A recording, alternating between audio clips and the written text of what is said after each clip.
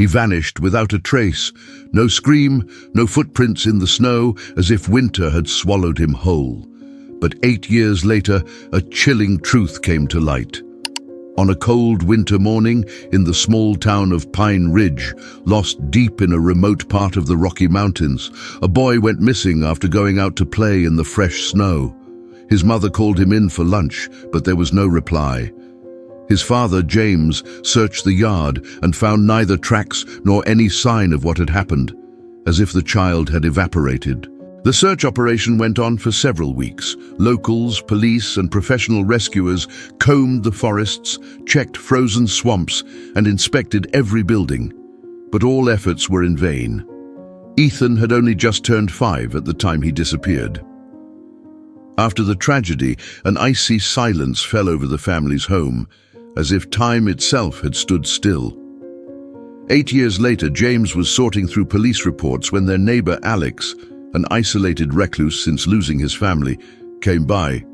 He reported that due to a night storm, James's fence had once again fallen onto his property.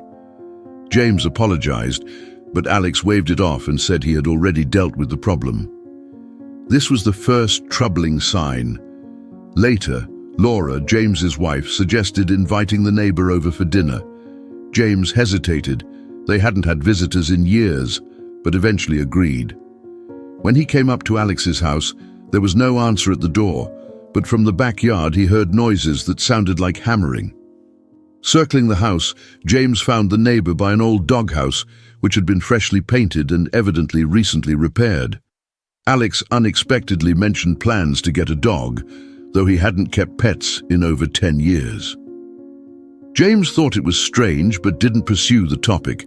He offered to help with the trip to the shelter, but Alex refused, citing a meeting with friends. Later, however, as James was returning from the store, he saw his neighbor heading toward the local dog shelter. Thus, a second lie was revealed. That evening, Alex arrived for dinner in a shabby coat, holding a bottle of cheap wine.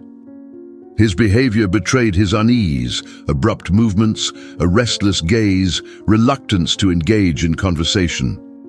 When Laura inadvertently mentioned Ethan, Alex twitched, fell silent, then suddenly sprang up from the table, saying he had to bring the dog home, and rushed out, leaving his coat behind.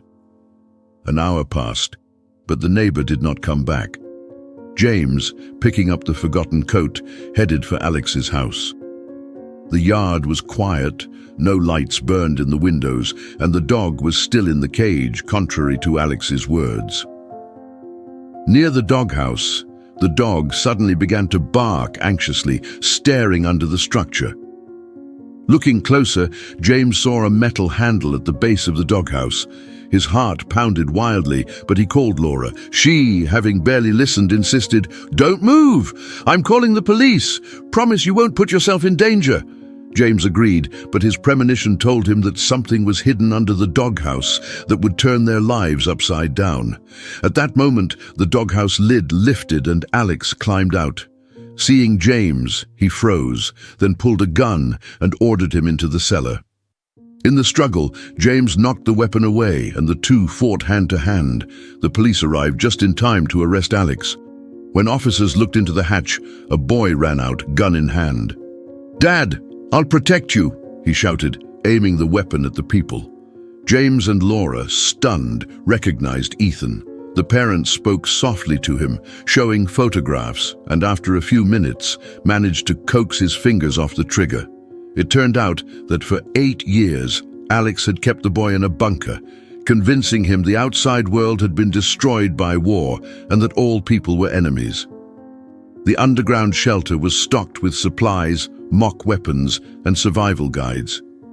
Ethan trained in silent movement, shooting, and learned military instructions, believing he would become a soldier of the resistance.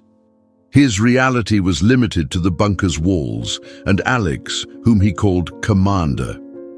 Medical examinations revealed Ethan was emaciated, suffering from vitamin deficiencies, and deeply socially disoriented.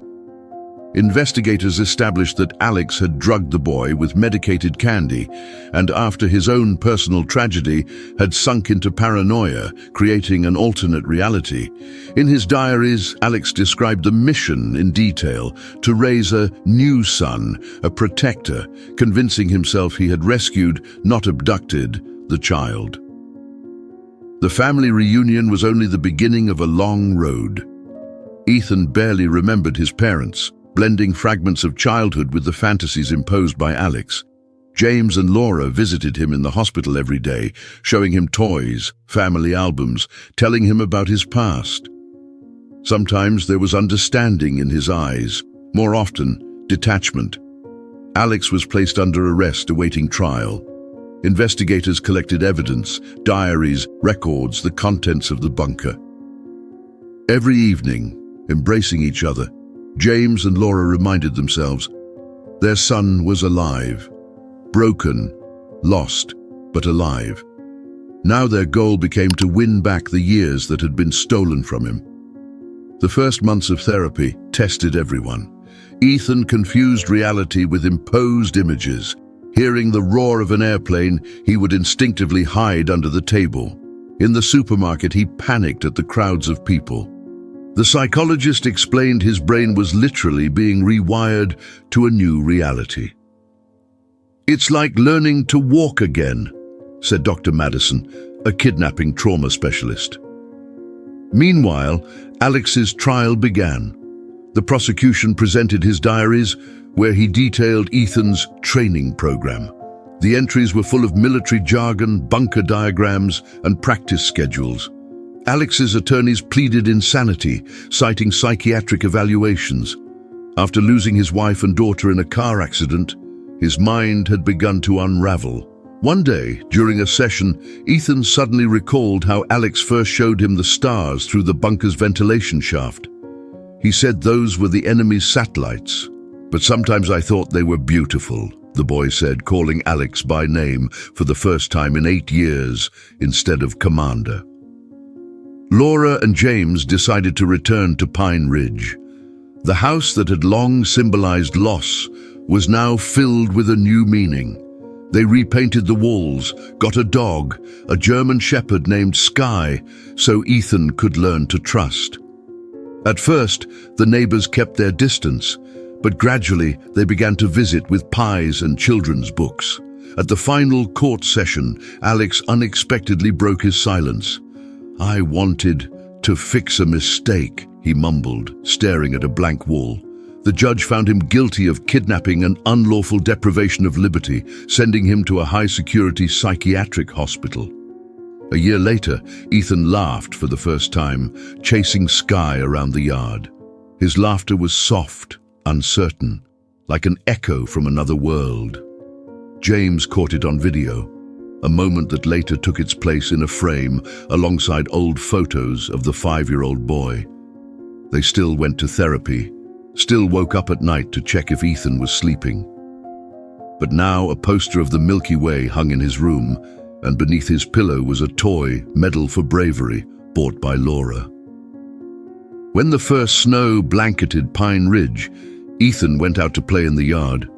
Sky dashed around, leaving prints on the white carpet. Laura, watching from the window, squeezed James's hand.